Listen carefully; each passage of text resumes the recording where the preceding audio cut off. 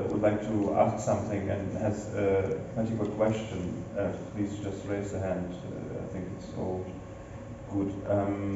My question would be relating to something that Ruslan was saying before, and Rafis as well, about lingual side, right? For example, personally, I'm one of these Tatars who, countless Tatars whose native language is Russian, although I am from a Russian family, from a Tatar family, and spoke Tatar until I was 2, so it is happening.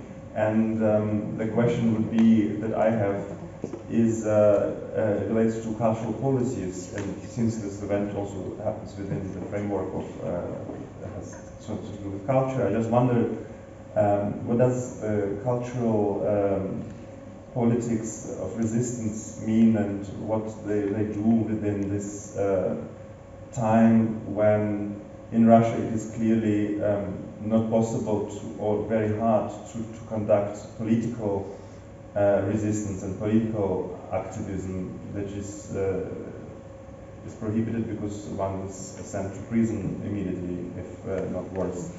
So is culture maybe something where preserving of language and habits and cultural production and work still relevant, or is it something that is secondary to the political struggle? I just wonder about that. Спасибо за интересный вопрос.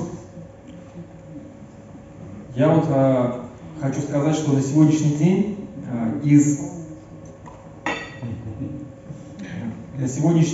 из наших культур сделали, знаете, вот оставили только фольклор. Мы создали из наших республик, из национальных наших народов какие-то фольклорные ансамбли, которые танцуют, поют и пляшут на потеху приезжающим высоким гостям из Москвы. Our culture has been turned largely into folklore, and our republics are represented by ensembles and groups that are singing and dancing to please the guests from Moscow. Это вот то, что нужно москвичам. Когда говорят о высокой культуре какой-то настоящей, то я вам хочу такой привести пример, что, допустим, у нас недавно сняли с репертуара спектакль, который создали башкирские наши драматурги. So that's what they actually want when it comes to high culture. I want to tell you one example. There was a play written by a Bashkir author, and it was taken out of repertoire of the theater. Там рассказывалась настоящая история о том, как женщина башкирская, которая участвовала в восстании против русских, против Российской империи, ее поймали, осудили, сделали крепостной и насильно крестили.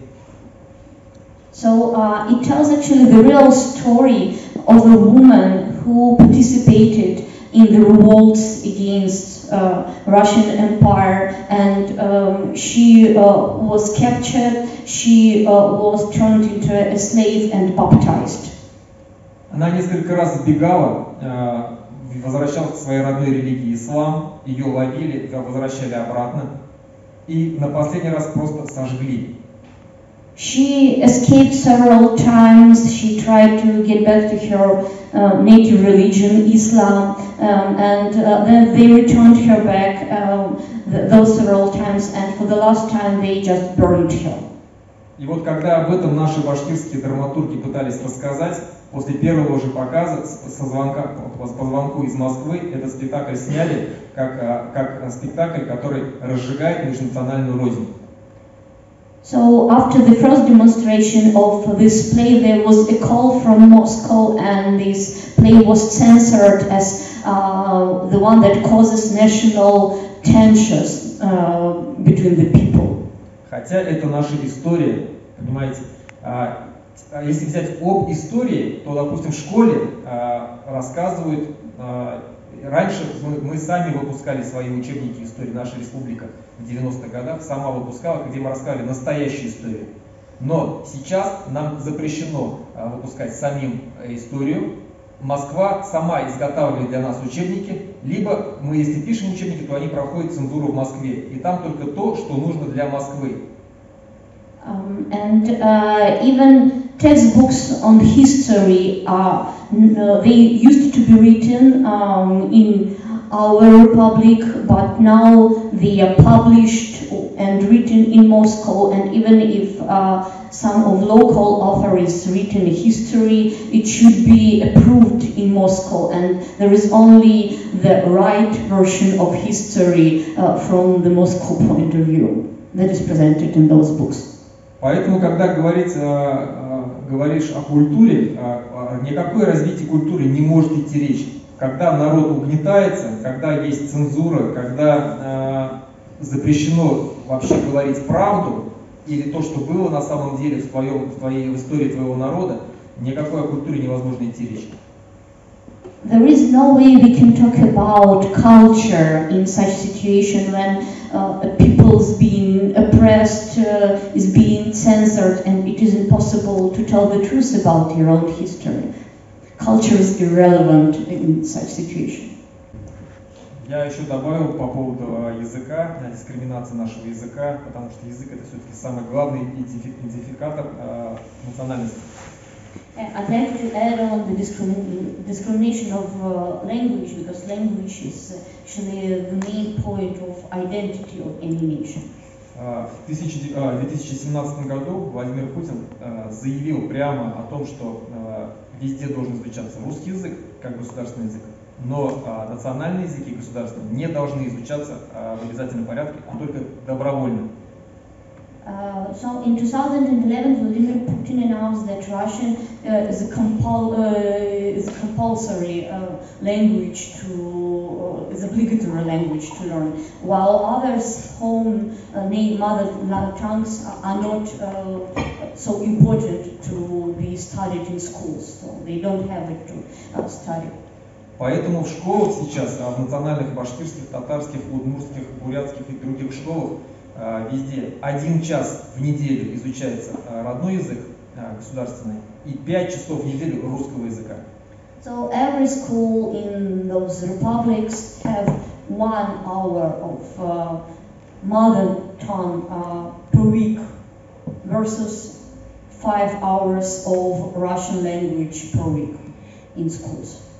Есть такой предмет, как русская литература. Однако такого предмета, как башкирская литература, нету. И при такой предмет, как русская литература, он обязательный.